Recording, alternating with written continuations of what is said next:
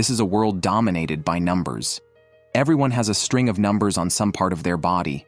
Those with lower numbers cannot defy those with higher numbers. However, those with lower numbers can challenge those with higher numbers. Successful challengers can plunder the scores of others. If one's score drops to 0, they will be dragged into the ground by abuse. Hina's mother was swallowed by the ground after her score dropped to 0. Before her death, she handed over the number orb to Hina and asked her to find the legendary ace. However, as soon as Hina arrived in town, she encountered a thug. Though Hina kicked him away, the thug kept bothering her, scaring her greatly. Fortunately, the bar owner intervened in time, preventing Rito from succeeding. The owner introduced herself as Nana. Upon learning that Hina was searching for the legendary ace, Nana was surprised and mentioned she hadn't heard of it in her over 10 years there. Hina, disheartened, left and was stopped by a patrolling officer. The white stars on his face were proof enough. Unable to stop crying, Hina felt her years of searching had finally paid off. The officer suggested they rest at his military camp. Nana wanted to stop her, but the officer's authority was too intimidating. However, as soon as they arrived at the camp, the officer began to make advances. To ease the awkwardness, Hina pulled out the number orb, but the soldiers reacted as if facing a great enemy. Seeing that Hina didn't understand, the officer wickedly smiled and drew his weapon to seize the orb. But as it was her mother's keepsake, she couldn't easily hand it over. The officer didn't waste words and directly attacked Hina. Confused, Hina tried to use her higher number to order him to stop, but the officer launched a Star Steel challenge, rendering her command ineffective. Powerless, Hina was no match for the officer, who threw her out of the window. Facing the threat of death, Hina had no choice but to admit defeat. At that moment, countless black hands emerged from the ground, plucking Hina's score down to 1. If she lost again, she too would be dragged into the ground by abuse. Hina couldn't understand why the ace she had been searching for was such a person. The officer's words drove her to despair, revealing that the star representing Ace was fake and that Ace had been a thing of 300 years ago, likely no longer alive. As she looked at the number orb in her hand, her years of belief shattered. Just as the officer launched another Star Steel battle, Rihito appeared. Hina, seeing Rihito who had harassed her at their first meeting, didn't understand why he would help her. However, his score of -999 made the officer laugh uncontrollably, and with one strike he sent Rihito flying. Watching Rihito, the officer grew even more arrogant, but he didn't plan to let him go. However, his subordinate noticed something amiss. If Rihito truly had such a negative score, he should have been dragged into the ground by abuse long ago. Yet, Rihito was fine, indicating that he had neutralized the negative scores, which also meant he too was a holder of a number orb. At that moment, the man drew his sword, which boasted a score of 5,700, and was adorned with gleaming white stars. He swiftly pulled Hina into his arms, causing the underlings to tremble in fear. Only the officer thought it was all a bluff. After all, who would believe that someone from 300 years ago was still alive? Rihito simply stomped his foot, and the underlings were sent flying. The officer was beaten so badly he was unrecognizable. At that moment, Hina finally fulfilled her mother's last wish and found the legendary ace. Yet Rihito snatched her number orb and walked away without looking back, leaving Hina bewildered and alone until sunset. When Hina returned to the small town, the bar owner, Nana, learned that the number orb had been stolen, but there was nothing she could do. After years of carrying the number orb in search of Ace, everything was shattered today. What would her future hold? However, at that moment, Nana noticed something and told Hina to keep her doll safe. As Nana observed Hina's puzzled face, she reassured her, "You'll understand soon." Suddenly, the doll began to tremble, and as flowers bloomed across the screen, the number orb reappeared in Hina's hands. It turned out that Rihito never intended to steal the number orb. Simply possessing the orb was a serious crime, and the officer had already seen it. If Rihito hadn't taken it in such a way, Hina would have been caught immediately. Upon realizing everything, Hina quickly chased after Rihito, who had already boarded a departing carriage. She desperately followed, but Rihito signaled the coachman not to stop. Being a wanted criminal, following him meant an endless flight. At that moment, Hina tripped, and Rihito, looking back, felt sorry but helpless. Ultimately, Rihito had to put on his mask again, and his score dropped to 1,000. Just then, an officer appeared behind Hina. She thought he was there to steal the number orb, but he said he came to thank her. It was Hina who led them to Ace. Hina couldn't understand what he was talking about until the officer pulled out a Bluetooth earpiece. Codename 001, Ace of Flashing Strikes, Rihito Sakai. He was still alive and had reported it to his superiors. The man's gain in score was actually about winning a girl's heart, yet he had been rejected 1,000 times. Meanwhile, Line, who was helping others as a soldier, also received a wanted notice for the criminal. As she joked about someone wearing such a strange mask, a peculiar fellow with a pudding-like appearance appeared before her. Line grabbed his face, thinking he had the characteristics of a wanted criminal. But the man easily fooled her with a few words. Rihito, disguised, was startled by her naivety. However, before Line could leave, she insisted on seeing Rihito's face. Rihito explained that he was too ugly, which Line found hard to believe. Showing the scores on his hand as proof of being rejected by 1,000 girls, he explained that this was why he wore a mask. His dream was to go on a date with a girl, even just once. Pele, his follower, couldn't stand it and urged Line to go on a date with him, mentioning it was a rare opportunity for someone as unfortunate as him, and also a good chance to earn scores. Bolstered by Pele's encouragement, Line finally agreed. Her score indeed increased. So for their next date, they decided to pick a scenic spot and share a glass of juice. Line felt quite embarrassed, but Pele's guidance helped her manage. However, Rihito, being somewhat of a rogue, tried to take advantage. He was promptly slapped and knocked to the ground. To apologize, she decided to continue the date with Rihito. Next, they crossed a precarious suspension bridge. Halfway across, Pele started causing trouble. Rihito instantly played along, pretending to be scared, like when you take your girlfriend to a haunted house and pretend to be scared if she isn't. Watching Pele shake the bridge vigorously, Rihito gave him a thumbs up.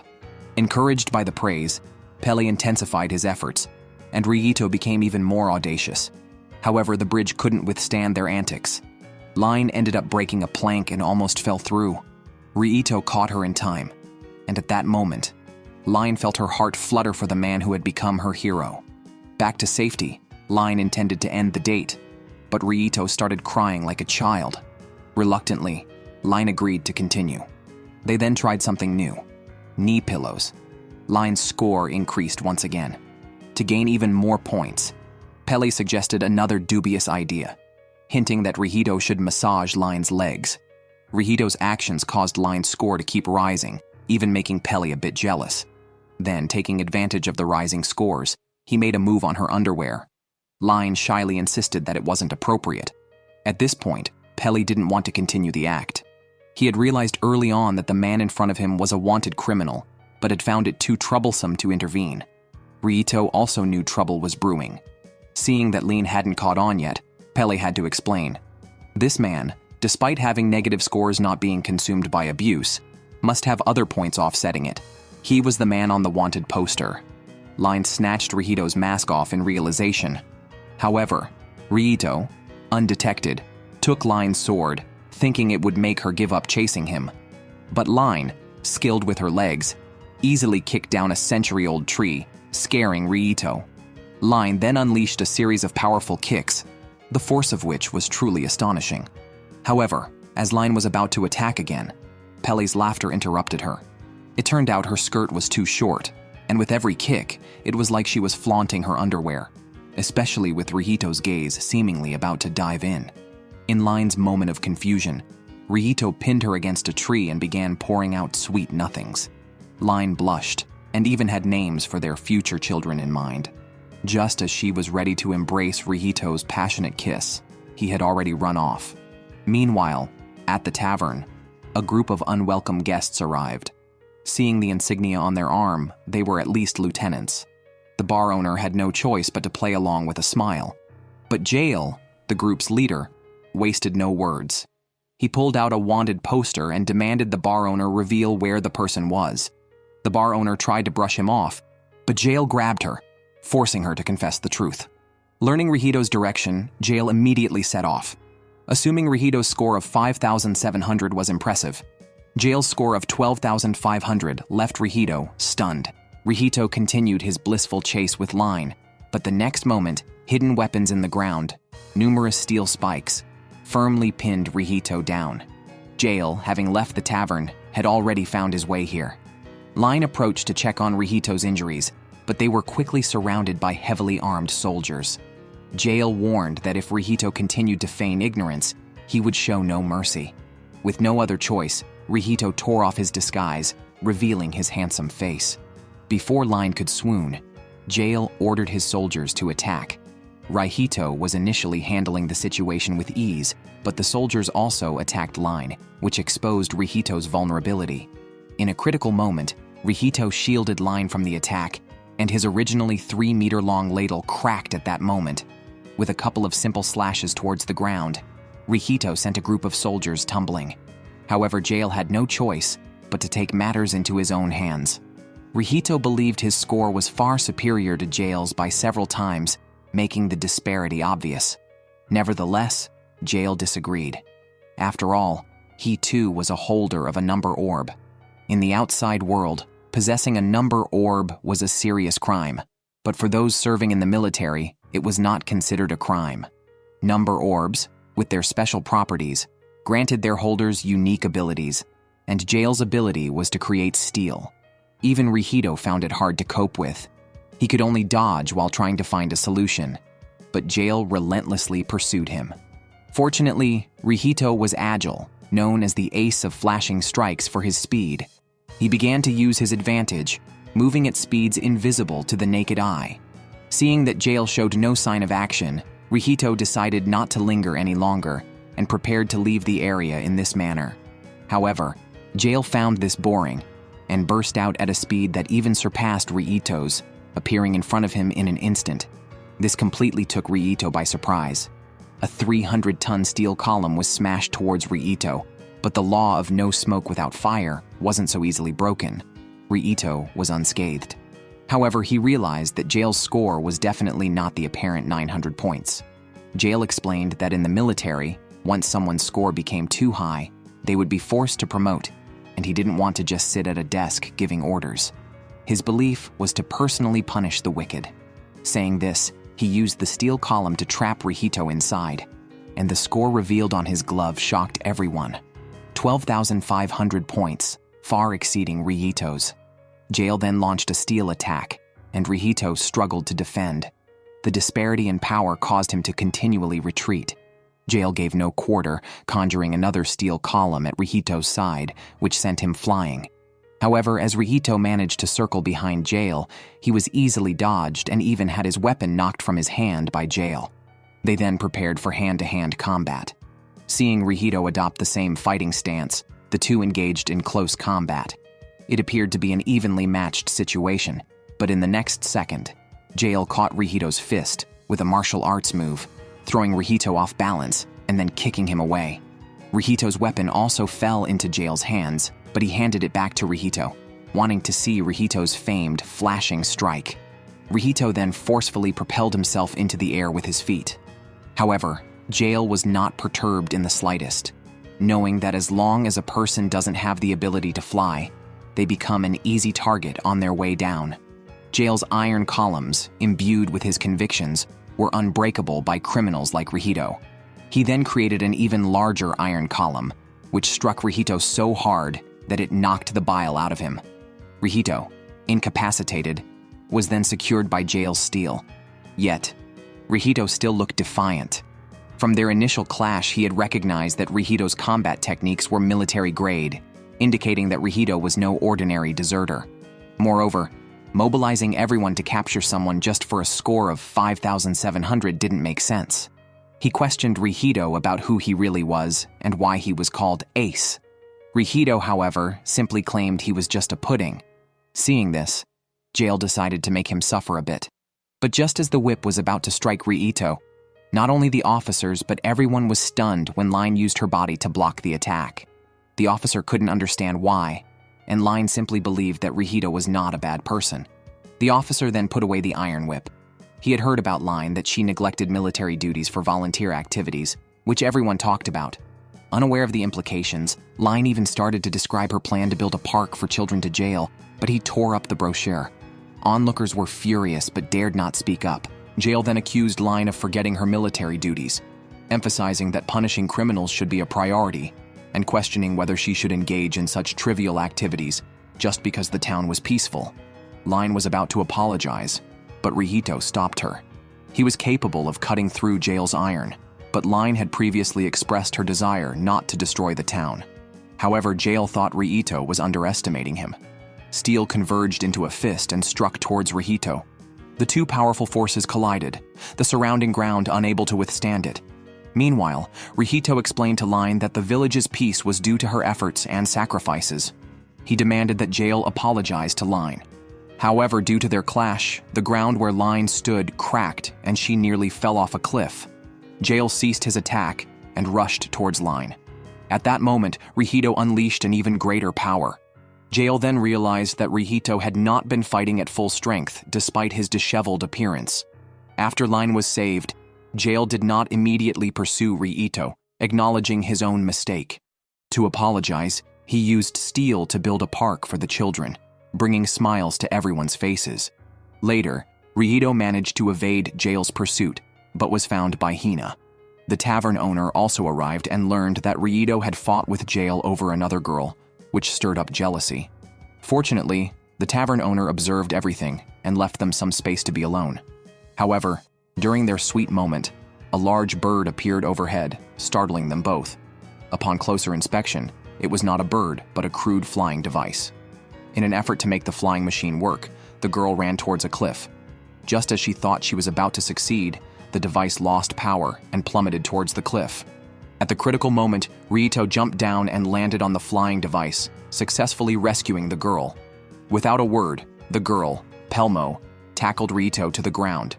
She thought Rihito could fly and began exploring his body, which embarrassed Hina, who was watching nearby.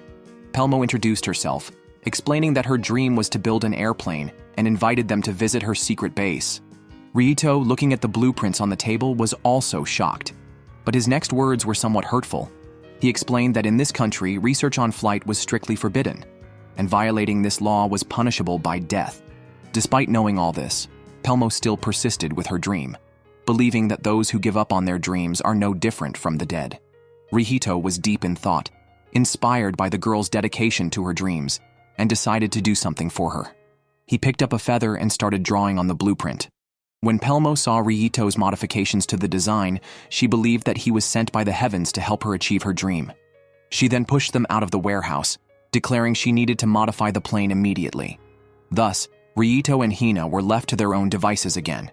Just as they were about to do something, Pelmo reappeared, announcing that the modifications were complete and she believed this attempt would be successful. However, at that moment, the military arrived, and it would be disastrous if they discovered the flying machine. Rihito drew his weapon, and although it seemed he was going to confront the soldiers, he instead ran towards the flying machine and destroyed it with 2 slashes. The plane no longer resembled its original form.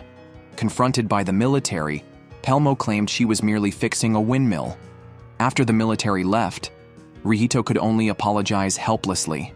However, Pelmo understood that if the flying machine had been seen by the military, she would not have escaped execution. Hina wanted to encourage Pelmo to rebuild, but Pelmo declared she had given up, as her score increase required fulfilling her dream, and this was her last chance. Suddenly, a black vortex appeared under Pelmo, and numerous black arms grabbed her. As she was dragged into the ground, she comforted Rihito, expressing her belief that with Rihito's design, even without a test flight, she was confident it would have succeeded. Hina was dragged into her own memories, recalling how her mother was swallowed similarly. She couldn't stand by any longer and moved to intervene, but the black arms struck her away and continued to attack. Fortunately, Rihito stepped in front of her. When the black hand touched Rihito's weapon, his body reacted as if electrified, and numerous memories flooded his mind. Memories seemingly intentionally hidden or perhaps long forgotten. As Rihito cried out in pain, Pelmo was completely dragged underground. Hina tried to approach, but Rihito timely stopped her, preventing unimaginable consequences. Pelmo was not afraid of being swallowed. She believed that being consumed might not mean death, but perhaps a new beginning. However, Hina was not reassured. Meanwhile, Rihito's body exhibited problems. His eyes emitted an unusual glow, with the numbers 001 appearing within. The arrival of a 21st century fighter jet in a carriage era would cause a tremendous stir. Clearly, the people of this world had no idea of its terrifying implications. When the cold muzzle of the gun was aimed at them, driven by fear of the unknown, Jael immediately activated his ability. Bullets firing at a rate of 3,000 per second continuously struck the black iron, causing the ground itself to tremble. When bullets failed to breach the defense, missiles were launched. Following the missile strike, a small mushroom cloud rose, and once the smoke cleared, everyone was unharmed. However, the black iron Jael had created was mostly destroyed. At this point, Rihito stepped forward. He directed everyone to find shelter underground and ordered Jael to continue creating iron walls to block the attacks. However, Jael grabbed Rihito, questioning why he should take orders from him. Rihito then revealed his rank by showing the 3-star colonel insignia on his shoulder, which left Jael stunned. The battlefield was now under Rihito's command, and everyone placed their hopes on him. As Rihito was approaching the plane, countless black arms emerged from behind and began attacking him. Rihito, who had a chance to reach the plane, was knocked down by these attacks. In the military, these black arms are known as Althing, representing the highest law of this world. The Althing also tried to attack the plane, but its altitude was too high, and the black arms attacked anything that tried to get close. Rihito attempted to cut down these troublesome entities, but he was electrocuted in the process, and the number 001 reappeared in his eyes. Due to military regulations, Jael could not attack the Althing. Violating this would lead to a court-martial and a death sentence. Everyone felt dejected, watching as Rihito faced the situation alone. Despite Rihito's desperate efforts, he couldn't break through the Black Arm's defense. Hina couldn't understand why, when trying to save everyone, he would be sentenced to death for attacking the Althing. It was too cruel.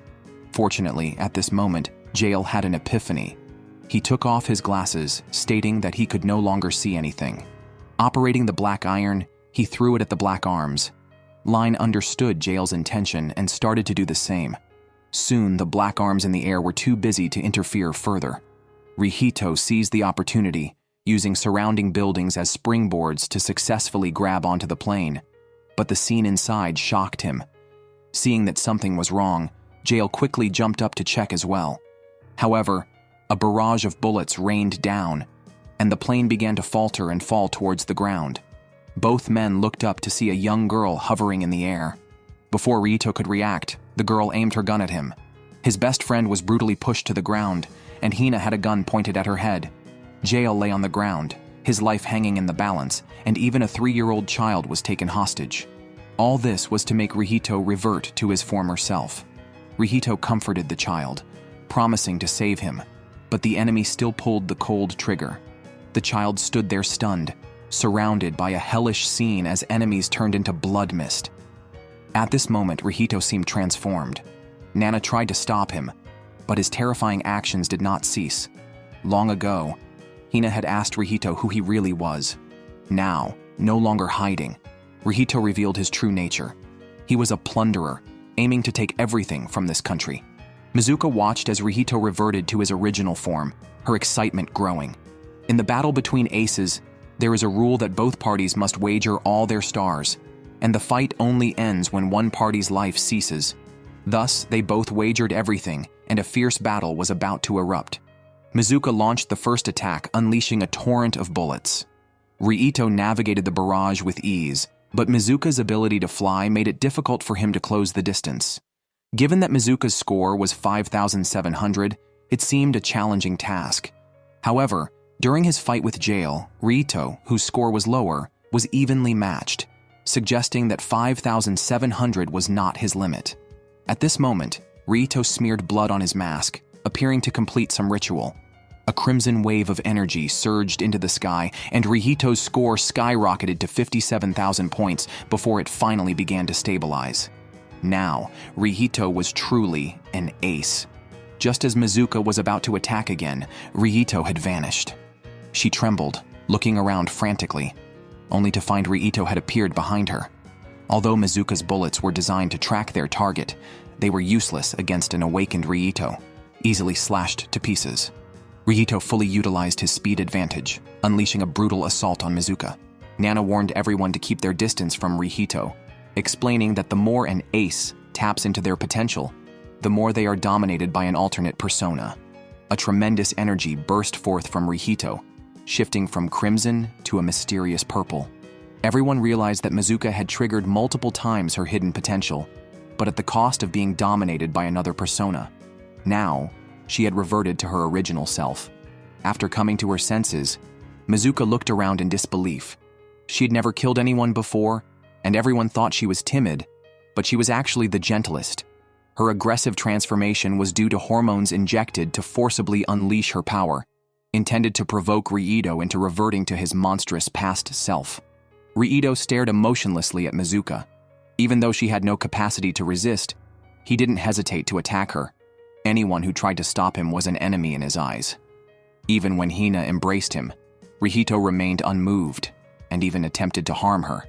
Fortunately, Mizuka intervened in time, although this put her in danger. Mizuka recounted their past, trying to bring Ryito back to his senses. However, there was no change in Ryito's heart. His only focus was killing the enemy in front of him. At a critical moment, Jael intervened to save her. He gently put glasses on Mizuka, but due to previous injuries and Ryito's relentless attacks, he was at a disadvantage. As Ryito's blade came down again, Mizuka desperately saved Jael, feeling guilty for the severe injuries he had suffered because of her actions. Jael tenderly wiped away her tears and comforted her patiently. Before the two could get sentimental, Ryito attacked again. Surprisingly, Jael blocked Ryito's strike with just one finger, declaring that Ryito had become nothing but a monster of slaughter with no convictions, and a person without convictions cannot cut through Jael's iron. Jael, initially thought to be just a side character, surprised everyone by revealing his hidden strength. When he pulled out a glove from his pants, it displayed a score of 45,000 points, shocking everyone present. At this point, Ryito couldn't concern himself with this. Facing Jael's steel behemoth, he knocked away the monster's weapon with a single strike. However, Ryito was currently controlled by the Schumerman personality, lacking any capacity for thought and relentlessly clashing with the steel behemoth. Without willpower, he was unable to cut through the iron. After several rounds, it was clear he was struggling. Seizing the opportunity, Jael delivered a punch that sent Ryito flying, causing him a brief loss of consciousness. Jael continued his assault until Ryito was completely incapacitated. He walked over to Ryito and kicked his mask off. At this moment, Ryito finally came to his senses. Everyone quickly gathered to check on Ryito's injuries, and seeing that he was unharmed, they all breathed a sigh of relief. Things finally seemed to settle down. In a palace, several children were listening intently to a story. A man was telling them about the tortoise and the hare. The tortoise always lost to the hare and was mocked every time. One day, as they raced again, a magician appeared and told the tortoise that if it drank his blood, it could easily outrun the hare. Desperate to catch up to the hare, the tortoise drank the magician's blood. The children were eager to know the outcome. In the final race, the tortoise moved with such speed that it caught up to the hare and killed it. At that moment, an officer reported that the plan to turn Ryito into a monster had failed. However, the man was unconcerned. Ryito couldn't escape in his eyes because he was the magician. The Star-Steel battle must continue until one party dies. Now that Mizuka had regained her senses, there was no need to continue fighting. However, the Black Hands, acting as referees, would not leave until the Star-Steel battle was officially over. Jael's arrival miraculously made the Black Hands disappear. It seemed that during this time, Jael had found a solution and likely reached some agreement with the authorities. Jael probably realized that if he wasn't captured, Line and other officers would likely face death sentences. Although Jael didn't want to admit it, he now had to act to save Line and the others. Mizuka understood this and tried to stop it, but Jael restrained her. Just as Ryito was about to be taken away by Jael, Nana intervened. Her slap woke Jael up. As a commander, if he couldn't protect his own people, how could he protect the country? To fully reveal Ryito's past, Nana no longer hid her identity She too was one of the aces, possessing the ability to return to the past. The four were instantly transported 300 years back. The young Mizuka appeared before their eyes. When Mizuka called the man by the name Rihito, everyone was in disbelief that he was the same person. Although puzzled, they followed him into the school. They remembered Nana's instructions to learn everything about Rihito's dark transformation and find a way to resolve it. Today was also the first day of school, and they successfully blended in. When they saw the young Rihito among the crowd, he bore none of the characteristics of his adult self. However, at that moment, a flashy motorcycle rider named Takatora knocked Hina to the ground. Line, seeing this, tried to confront him, but was slapped to the ground herself. Takatora then turned his aggression towards Jail, who easily dodged the attack. Everyone's attention was drawn to the spectacle, suggesting a confrontation was brewing between the two. However, Jail soon discovered that the ability of the number orb he was holding had vanished. During this brief moment of distraction, Takatora landed a solid punch on Jail's face. As Takatora was about to strike again, Mizuka stepped in to stop him. Facing the flashy Takatora, Mizuka found courage from somewhere. Thankfully, another member of the main group, named Tokikaze, who is also Rihito's childhood friend, appeared. Jail, seeing that this newcomer was trying to show him up, was not about to stand down, which quickly changed the dynamics of the situation. Fortunately, at that moment, Riito intervened, his flirtatious nature unchanged, which probably explained his resilience to blows. Line and the others realized they had found the right person. As everyone was ready to watch the unfolding drama, they were interrupted by an announcement over the loudspeaker. The school's opening ceremony was about to begin, and the recent scuffle was quickly forgotten. On stage, a teacher emphasized that one absolute requirement for soldiers is total obedience. Following this brainwashing speech, the most important figure at the school, Principal Schumerman, was introduced. Everyone saluted in unison. However, the principal chose to tell the story of the tortoise and the hare. This prompted a stir among the students, with some even bursting into laughter. Despite the principal's calm request for silence, the laughter only grew louder. But the situation took a dark turn when the previously speaking teacher pointed a gun at the students. What was once laughter turned to fear. A gunshot rang out, and a girl fell into a pool of blood. Everyone was in disbelief. This was the harsh reality of absolute obedience expected of soldiers. More people were shot down continuously. In this school, survival meant constantly plundering or earning stars. Each person was initially given 2 stars, and losing all your stars meant expulsion. Outside, there were wars everywhere with no food, and expulsion meant certain death. Conversely, surviving here meant living luxuriously and advancing in rank. Despite the general aversion to killing, Principal Schumerman proposed creating a non-lethal army, overpowering opponents with sheer strength to force them into submission without fighting. However, only Jail understood that such ideas are only possible in dreams. He quietly followed Schumerman and overheard that they were conducting ACE experiments. Initially conducted on mice, the experiments were moving to human subjects because the mice's brains were too small to handle them. At that moment, Schumerman took out a number orb, and when a mouse touched it, it mutated wildly, darting around like a cannonball, leaving devastation in its wake. It's conceivable that if humans were the experimental subjects, they would unleash boundless power. Jail, watching from outside, was shocked by the scene and was breathing heavily. It turned out that Schumerman's so-called non-lethal army, built on absolute overpowering strength, was the result of this mad experiment. At that moment, the instructor seemed to sense someone eavesdropping. However, when he checked the corridor, it was empty. It turned out that Jail had been led away by a little girl. The girl's abilities astonished Jail. She introduced herself as Nana and explained that her future self had sent her a letter asking her to help Jail through tough times. Being the first experimental subject, she had gained the ability to travel through time. She explained the origins of ACE to Jail. Schumerman could extract unknown forces from Althing and used his own DNA to implant into others, creating a group of people with special abilities. Through continuous experiments on human bodies, they had created the current Nana.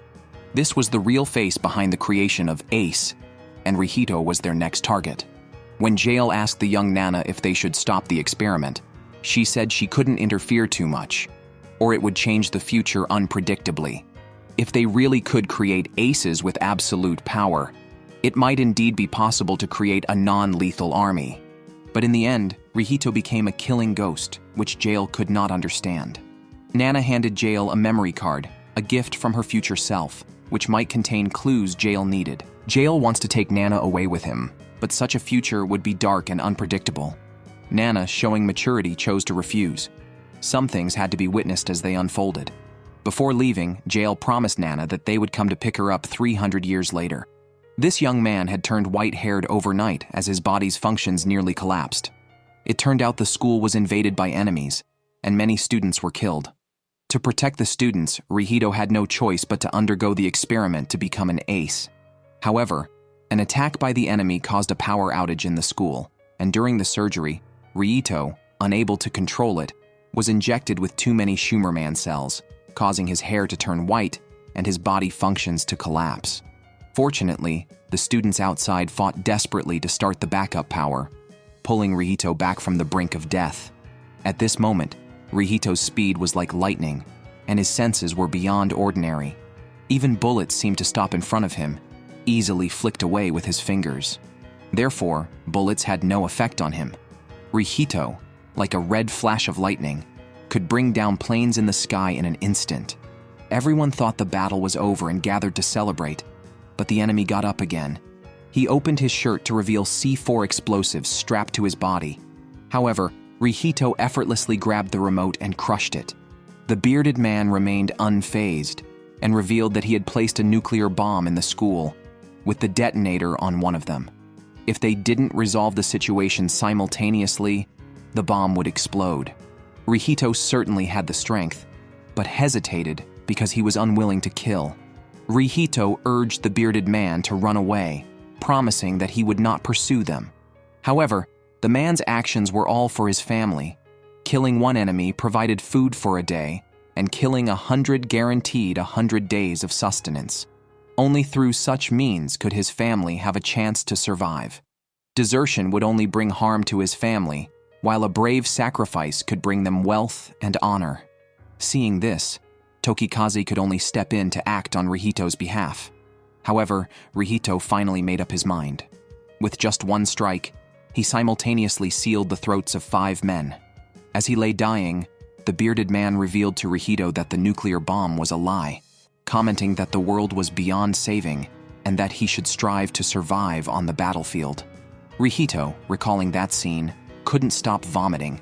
He understood what Takatora had said. The war wouldn't end if the enemy wasn't killed. How many people must one kill before their personality undergoes such drastic changes?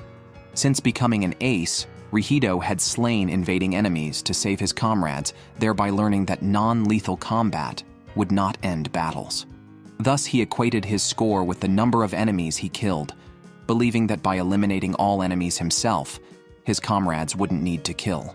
On the first day alone, Rihito killed hundreds. Outwardly, he showed no emotion, but inwardly, he is in great agony. Fortunately, with Nana's appearance, Rihito's situation began to improve. Smiles could still be seen on his face. However, as time passed, possibly due to an overdose of Schumerman's genes, the indelible scars became more prominent. Every time he went to battle, Rihito was dominated by Schumerman's murderous intent. When his kill count exceeded 10,000, the smile completely vanished from his face. To prevent others from seeing his ghastly appearance, Rihito wore a mask. Eventually, his comrades could no longer stand by. They approached Schumerman with a request to fight alongside Rihito. Thus, Schumerman selected 4 new aces: Tokikaze, the ace of sudden strikes Takatora, the ace of heavy strikes Mizuka, the ace of pursuit, Alex, the ace of explosive strikes. It was thought that this would mean Rihito would no longer have to fight alone, but he ruthlessly rejected the idea. As the team leader, he absolutely forbade killing. With Rihito, the military's killing machine, the defense strategy was abandoned. It was time to go on the offensive. When 7 number orbs were gathered, they could grant the power to manipulate the laws of nature, thereby creating the ideal land, Arcadia. By this time, Rihito's personality had drastically changed, having completely lost his humanity. to the extent that he uncontrollably severed Mizuka's arm in a loss of control. 2.5 years later, the battle finally ended. Nana no longer needed to use her ability to predict the enemy's location. Her job was done. So she decided she wanted to become her brother's bride, having felt a spark at their first meeting. Truly love at first sight. Consider this her love letter to her brother. After the war, Schumerman and his group gathered 7 prototype number orbs. They used the power of the orbs to decide to abandon this hopeless world and create a safe, prosperous haven guaranteed by the unknown powers generated by the orbs. Above the surface of the earth, they carved out a territory, which they named Arcadia, the land of their dreams. They decided to strip the surface of various resources. Without fuel, airplanes, helicopters, and other machinery could no longer operate. Consequently, humans on the surface also couldn't attack Arcadia. The inhabitants of this utopia, selected from infants around the globe, were thought to be completely stripped of civilization, ensuring that no one would know the true nature of Arcadia. Such an Arcadia would begin its absolute rule under Althing. In Arcadia, residents are born with the duty to count, and the devouring by abuse prevents overpopulation. To keep the truth hidden, therefore, research into flight is punishable by death. Those who defy this are utterly suppressed by an army cloned from the number orbs. This practice of sacrificing the majority to preserve a minority was strongly opposed by Tokikaze, leading him to steal one of the number orbs. At this point, the military sent Rihito to pursue Tokikaze. Tokikaze also attempted to awaken Rihito, but Rihito was already irreversibly controlled by the Schumerman personality. Splashes of blood, reminiscent of snowflakes, stained Rihito's face, triggering memories of his childhood. Rihito could no longer forgive himself, and at that moment, his heart stopped beating, only to awaken 20 years later. Surprisingly, Rihito's body had not aged at all, remaining as it was 20 years prior. Upon awakening, he desperately sought information about his comrades, only to learn they had all died. On that day, Rihito and Nana escaped from the army. 300 years passed, and they witnessed Arcadia's growing prosperity, all plundered from the abused continent.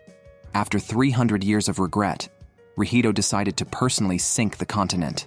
He drugged all his companions into unconsciousness and went alone to the capital to seek justice for all the people of abuse. Currently, Arcadia is controlled by 3 factions. The military, with an ace of devastating power. The Secret Service, not only featuring Schumerman, but also Rihito's old friend Takatora, and Rihito, who is alone. Fortunately, a rift had developed between the military and the Secret Service. All military personnel who had investigated the Secret Service had been killed, and now the military was demanding the prototype number orbs, causing significant dissatisfaction. However, due to an agreement made 300 years ago, neither side had openly clashed. When Rihito ventured alone to the capital, he was caught by Takatora, who could be considered Rihito's nemesis. Takatora's ability is gravity, which completely nullifies Rihito's quick strikes under its influence, and Takatora's score far exceeds Rihito's. Rihito was easily defeated and buried under a pile of rocks, his life or death unknown. When Nana and the others woke up, Rihito was nowhere to be seen, but they learned from Hina that Rihito had gone to the capital. Everyone understood that Rihito was facing a life-or-death situation. When they arrived, they found nothing but ruins, a testament to the ferocity of the battle. Eventually, they found Rihito amid the debris, but he was completely unresponsive. However, the next moment, they were ambushed and surrounded by people who had been lying in wait. Consequently, they were all captured. Takatora demanded to know the whereabouts of Mizuka and Nana, and when they refused to cooperate, Takatora subjected them to brutal torture. At this moment, an important character appeared on the scene. Although Takatora was displeased, he became noticeably more subdued. This person was Schumerman. The current Schumerman was completely different from the one from 300 years ago. Not only were his eyes sharper, but his speech had also become cold-blooded. Since he couldn't get any clues out of them, he decided to make the 3 into experimental subjects. Without saying much more, Schumerman turned and left. As a box of mysterious pills was brought out, Takatora could no longer sit still. He had gone through the Abandoned War, killed countless people, and had secured his position as an ace. The fact that these mere amateurs could so easily become aces felt like an insult. Enraged, Takatora crushed the subordinate in front of him into dust, and all the surrounding guards were eliminated. Takatora unexpectedly told them to scram, but at that moment, a digital sphere fell out of Hina's bag. Reacting instantly, Takatora pounced, and everyone was once again pressed to the ground by gravity. In this world, if the digital sphere was missing, the Aelsia they had painstakingly built would collapse. Although Takatora still had a trace of humanity, if anyone dared to betray Aelsia, he was fully prepared to kill them. They could have been killed instantly, but thanks to Hina's reckless interference, Line managed to escape. Now, all she could do was to quickly find the dying Rihito and figure out a way to bring him back to save everyone. After shaking off Hina's interference, Takatora chased after her, using his control of gravity to hurl countless stones like bullets, piercing through the small spirit's abdomen and thighs. Despite the severe pain, she continued to press forward. Takatora, thinking that the injured Line wouldn't survive, did not pursue further. Returning to Hina, Takatora casually found Nana hiding next door, but did not kill them. Instead, he kept them alive for a bonfire party, indicating that perhaps the aces were all lonely and pitiful. Takatora and Hina even took this opportunity to make a bet, betting whether Riito and Line would come back to save them, with their lives as the stakes. Meanwhile, Line, running frantically, reached Riito's side. She realized that Riito had only passed out, not died, but no matter what Line did, he slept like a dead pig. Line, exhausted and injured, became delirious. She didn't know how long she had been calling out, only to quietly see the dawn break. Just as she could no longer hold on and was about to collapse, Rihito woke up. On the other side, Takatora and his hostages were getting impatient. Because of the stakes, Takatora, who had endured all night, was finally ready to make his move. The next second, the stylishly arriving Rihito stopped Takatora's attack. Holding his sister, Rihito handed over the small spirit to the crowd. Rihito instructed them to hurry and get Line medical help. As they were parting, Hina cheered for her beloved Rihito. Then, removing his cloak, he also prepared to give it his all. Takatora released a powerful energy, and the two faced off. But in the end, he was knocked down by Rihito. Just then, numerous bullets flew towards Rihito, shot by the yandere Mizuka. And her way of expressing love for Rihito was through bullets, varied in caliber and firepower. She switched from submachine guns to a Barrett, unleashing a barrage of affection towards Rihito. The firepower was so intense that it couldn't be stopped. With Takatora's assistance, Rihito was caught in a pincer attack, leading to an unprecedentedly tough battle. The situation looked grim. Mizuka felt abandoned by Rihito, and now vented all her frustration on him. Meanwhile, Takatora grew even angrier upon seeing this, because he had harbored feelings for Mizuka for a long time. To his dismay, Rihito had swooped in with his innocently handsome face and completely mesmerized Mizuka. It's no wonder all of Takatora's attacks were tinged with jealousy. Unable to contain his frustration, Takatora loudly mocked Rihito. Everyone was heavily oppressed by Takatora's gravity. At this point, Rihito felt he had no choice but to unleash his final devastating move, even though it would turn him into an indiscriminate killing machine. Just then, a strong resolve swept in. The newcomer was Jail, who broke through Takatora's gravity. His arrival turned the tides instantly, making it a 2-on-2 fight. Mizuka, seeing that Jail's energy was almost depleted, began to boast and unleashed a furious attack on him. However, she seemed possessed by a master of body outlining, unable to hit her target no matter what. After all, Jail was like a modern-day Magneto, easily manipulating the trajectory of bullets. On the other side, Rihito dropped his weapon, opting for a final, ultimate man-to-man showdown with Takatora. The ensuing fight was fierce, with both sides landing heavy, punishing blows. After several intense rounds, both were exhausted. Seeing this scene, Takatora was reminded of the brutal battles they endured together during the Abandoned Wars. Hundreds of years had passed, and Rihito was still the same impulsive, rash individual. Finally, Takatora decided to hold nothing back and released his ultimate move, creating a black hole with infinite gravity that sucked in the enemy. Inside the black hole, Rihito encountered all the past aces. They not only urged him to abandon his wild ideas, but also asked him to quietly rest there. Rihito's mind was flooded with the tragic scenes from past wars, repeatedly suffering mental shocks. After several verbal confrontations with the masks, his brainwashed gaze began to drift. Having lived for centuries, it was perhaps time to rest. Just as Rihito was about to give up struggling, a call from Hina snapped him back to reality. Awakening, he remembered those important companions and the joyful times they shared. Real power finally surged through Rihito's body. His katana emitted a golden aura, and with just a light swing, he annihilated all the surrounding masks. As the illusion faded, he emerged as the most dazzling light. At this time, Takatora was unaware, only to see the gravity ball in his hand suddenly emit a golden glow. A figure flashed out, and despite Rihito's successful escape, under the astonished eyes of everyone, he faced Takatora again. This time, Rihito seemed much more at ease, landing a heavy punch directly on Takatora's face. The battle ended instantly. As Takatora's consciousness began to blur, he reminisced about fighting alongside Rihito.